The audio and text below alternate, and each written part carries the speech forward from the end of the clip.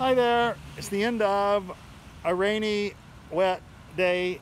Rosie and I are out for a walk. I'll take my mask off to talk to you.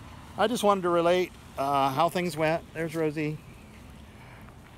We didn't have that many kiddos come by today because it was so rainy, period.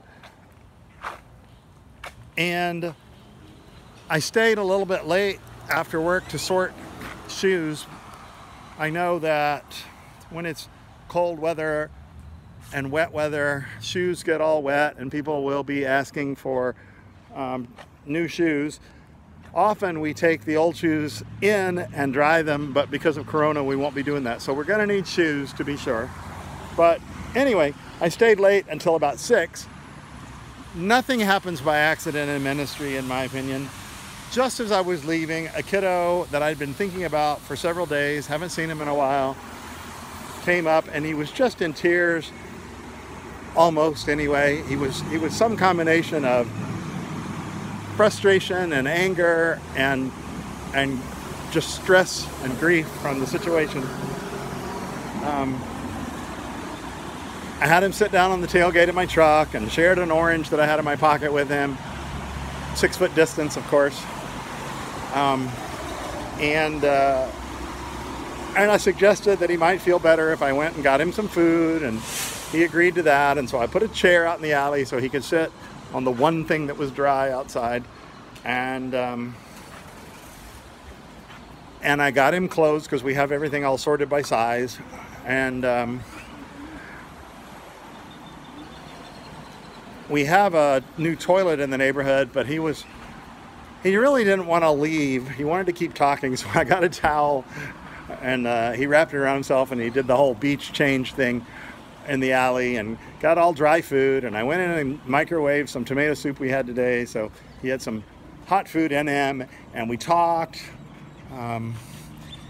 He pretty quickly talked himself into realizing that even though he loves drugs because they help him be, I don't know, happy in an otherwise extremely unhappy situation, he also realizes that they're totally controlling him and contributing to his unhappiness now, and he wants to be sober. He doesn't know if he can do it alone. He thinks he lives in the wrong part of town. He thinks he has too many neighbors and friends who use drugs. But he wants to try, and I gave him 2 options. I gave him more than that.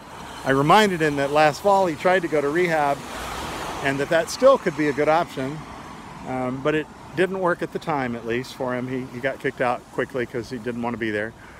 And I told him that he could remove drugs, which is kind of what he's focused on, but that creates a vacuum, and unfortunately nature abhors a vacuum, and something comes in its place, and if he's not careful, it's one of the negative things that he's surrounded by, and he's no better off if not back in the same place. And the other way is to put good things in your life and push the drugs out. If you fill up your life with good things, there's no room for drugs in your life anymore. And he had a hard time imagining that, but I've known him for a minute, and he has told me several things that he wishes he could do one day, and I know and observe what his passions are. So I reminded him of the things he loves to do, and even though he can't imagine doing those right now, he did at least admit he does like them. And I reminded him of something that he wants to do one day, and again, he can't imagine doing that right now, but he's thinking about it.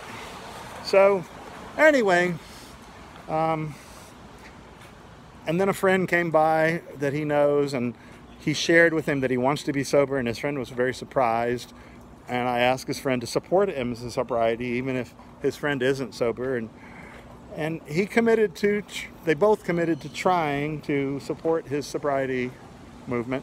So we'll see what happens. And so he left with food, warm in hand, warm food in belly, dry clothes, and thinking on his own again. And that's what crisis intervention at Street Youth Ministry is all about.